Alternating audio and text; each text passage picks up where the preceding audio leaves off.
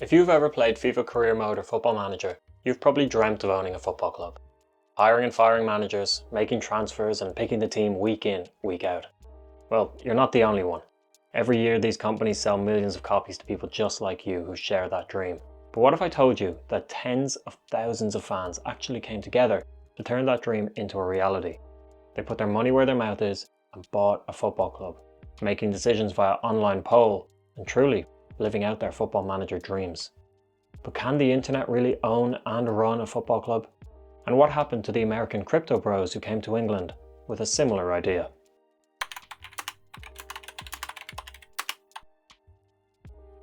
Running a football club using an online community is an interesting idea, but it's not a new one.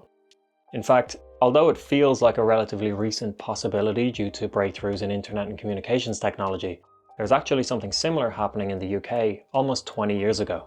The beginnings of internet football ownership go back to 2007 and Will Brooks, the founder of MyFootballClub, a website which had a revolutionary, albeit rather simple, proposal.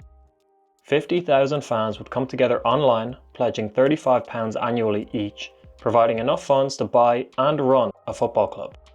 These paying members would then be able to vote on things like team selection and which players should be bought or sold. For a legion of Football Manager players, this was a dream opportunity. One small annual payment could give you a level of access to a football club that up until that point was out of the realms of possibility for an average football fan, and that's exactly how it was pitched. In fact, on the homepage of the website it read, "Just like a football management game, but for real." And all the idea relied upon was garnering enough interest to generate the necessary funds to both purchase and run a football club. And from the beginning, interest was huge. What had started as a fun idea on a website quickly became a financially backed reality, and that website was inundated with visitors. Initial signups numbered 20,000, with a further 12,000 joining as that season wore on, and it was PayPal's fastest ever launch in Europe at the time, generating £240,000 in the first 24 hours and £500,000 by 10 days. But after the euphoria of that initial success wore off, there came a problem. They didn't actually have a football club to purchase. It had just been a concept up to now. And now MyFootballClub had tens of thousands of paying members, all expecting to become a part owner in a football club.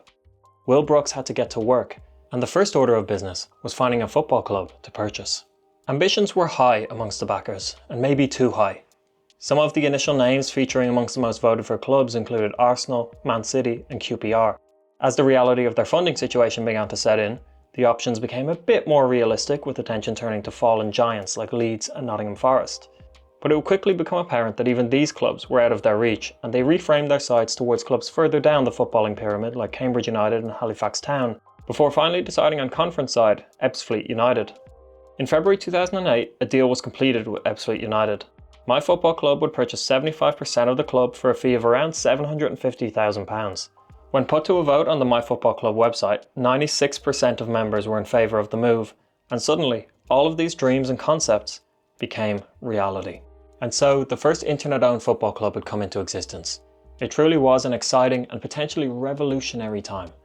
A glimpse into the future of what football club ownership could be. But it wasn't long until the issues with such an ownership model would come to light. To start with, MyFootballClub promised members at sign-up the ability to pick the starting team. The issue with this? Ebbsfleet United already had a manager, Liam Daish, and that was kind of his job. In fact, that's one aspect which the whole project has seemingly failed to consider: the real people involved at club level. This isn't quite the same as the game of Football Manager you boot up on your PC. In reality, you have to deal with real people and their livelihoods. The MyFootballClub members never actually got to vote on a starting lineup together. Instead of directly choosing the team, each week they voted on who should pick the team, themselves or the manager. And each week the manager won out, thankfully. Despite this early hiccup, things actually kind of started alright for Ebbsfleet. They avoided financial ruin thanks to the members' investment, managed to win the FA Trophy a few months after the takeover, and ended the 07-08 season in 11th place. Ultimately, the level of investment from MyFootballClub was the difference between keeping players and having to sell them at the end of that season. Without the members, Ebbsfleet would likely have been a weaker team. But cracks in the model were beginning to show. As interest in the project started to wane, despite attempts by the club to keep members engaged with online content, live stream matches and player interviews, slowly but surely, members stopped returning to the site. In fact, 5,000 members never returned to the site after paying their initial £35. Once the novelty started to wear off, members began to find themselves frustrated by the limited influence they had compared to what they'd been promised. Each week they could vote on Dyche's playing budget, vote on potential kit designs, and they even got to have their say in the sale of Academy graduate John Akinde. For the first time, the sale of a club player was decided by public consensus. But despite that limited transfer excitement, the realities of running a football club were not quite what the members had imagined. Controlling the administrative functions of a side in the conference with players you'd never heard of and left unable to pick the team didn't really compare to the football manager dreams that many of these members had gotten involved in the project to try and replicate. Slowly but surely, as interest waned, the dream began to die. As more and more members stepped away from the project, the club finances took a serious hit. In the end, Dyche was operating on a weekly budget of just around £5,000, leaving them worse off than many of the ex-league sides that were in the division. In the last year of MyFootballClub ownership, the club were on the brink of folding and were desperate for cash. In the end, the financial problems and fan protests saw the remaining MyFootballClub members vote to sell their shares in the club, ending the first era of internet ownership of a football club. Overall, it wasn't a horrible period of ownership, and it would be harsh to say that they left the club in a worse state than how they found it. Certainly at the time of the takeover, they potentially saved Ebbsfleet from a much worse fate. And yet still, this period highlights some of the issues that come with trying to become an internet team. And yet, despite these failures at becoming the first rendition of an internet team, due to the rise of cryptocurrency and the further development of online communities, there are owners out there who have that same ambition in creating the next internet team, with potentially much the same outcome.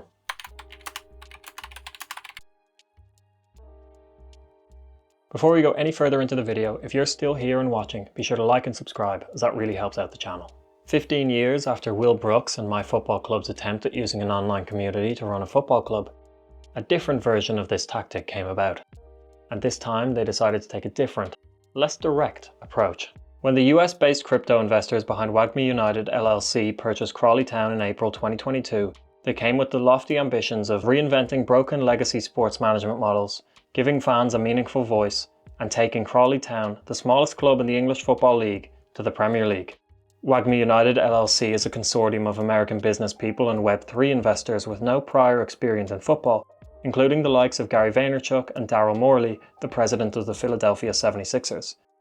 Wagmi is a popular term in crypto circles, standing for "We're all going to make it." Central to achieving these lofty ambitions was to turn Crawley Town into an internet team. And they wouldn't do this through a forum-based website like MyFootballClub. Instead, Wagmi United were looking to do this through crypto. And instead of offering members direct control over club activities, Wagmi United were offering members periodic votes on club matters alongside season ticket holders.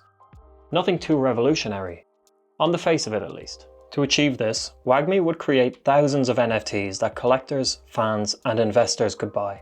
As well as enabling their owners to vote on club matters, these tokens would give access to exclusive content, such as watching the team's training sessions or exchanging for merchandise. By leveraging the online community's interest in cryptocurrencies, Wagmi United hoped to generate interest in the club and in turn generate revenue as more NFTs were minted and sold. They dreamt of creating a sporting team that crypto-minded internet users could rally behind and support each week, creating a centralized focusing point for an otherwise spread out online community. At least that was the plan. 3 years later, despite managing to gain promotion to League One, an achievement worth noting, Crawley Town have been embroiled in a racism scandal, scouted a Sidemen charity match and invited them to play in an actual FA Cup fixture, have used 8 different managers in their short time at the club, transfer listed their entire squad by mistake, and are now facing supporter protests and relegation back to League 2. Despite the fact that they're currently staring relegation in the face, it would be easy to look at Crawley Town's finishing positions over the years and applaud Wagmi for getting the side promoted.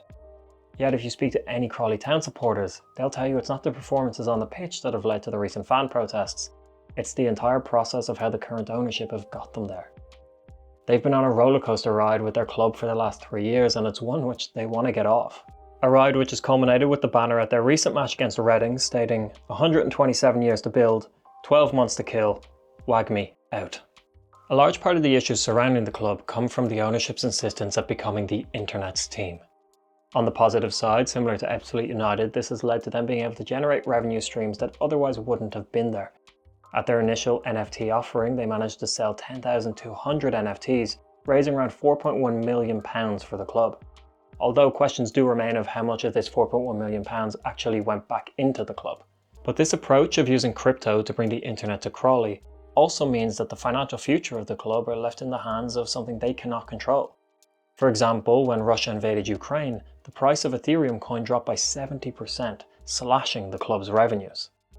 Another key point to consider is when Wagmi purchased Crawley Town, NFTs were already past their peak in terms of value.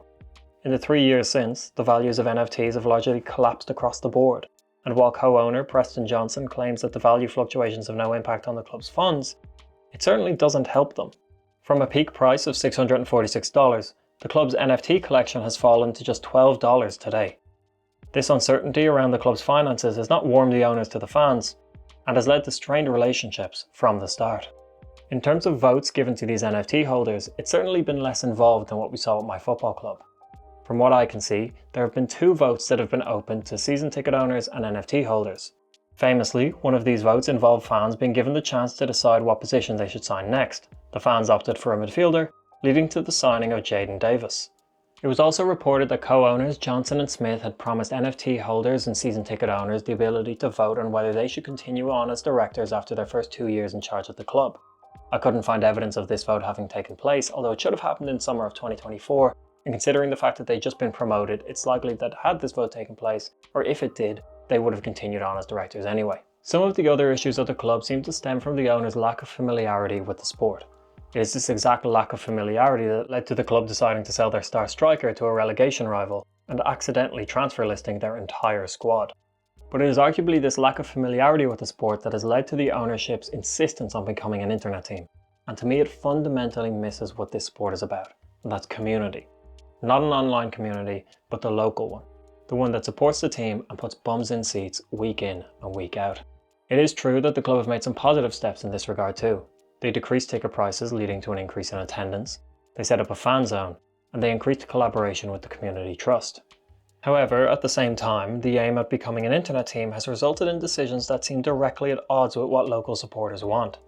An example of this disconnect can be felt when you look at the fact that they invited Sidemen member Tobe Jizzle and his 2 younger brothers Manny and Jed to train with the club, and reportedly offered them the chance to play an actual FA Cup match. This is a move that is clearly designed to garner attention for the club, and it's not a move that a club who wants to be taken seriously makes, and something even the Sidemen themselves were embarrassed by when they thought about how they'd feel if it was their club doing it.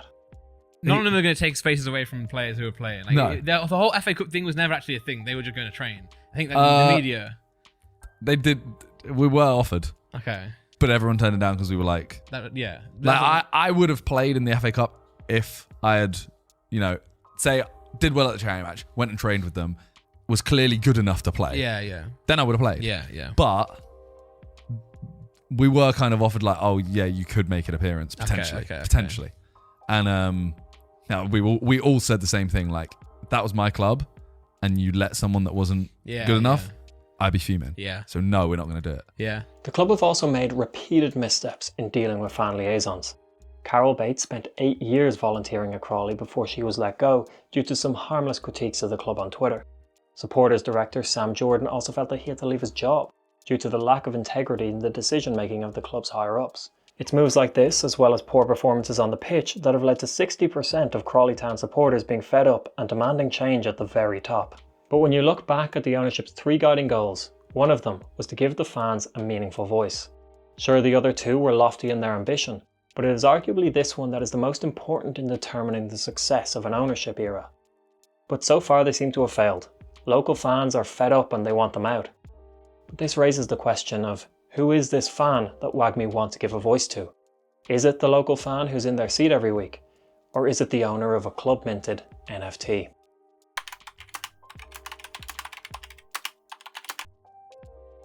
The main issue for me in the ownership models we've seen from MyFootballClub and Wagmi United is the disconnect between these ownerships and the reality of owning a football club. For local fans of Ebbsfleet United and Crawley Town, this is their local team that they support week in, week out, and it shouldn't just be a plaything for online fans or young crypto billionaires. It's a representation of their local community and a rallying point for the town.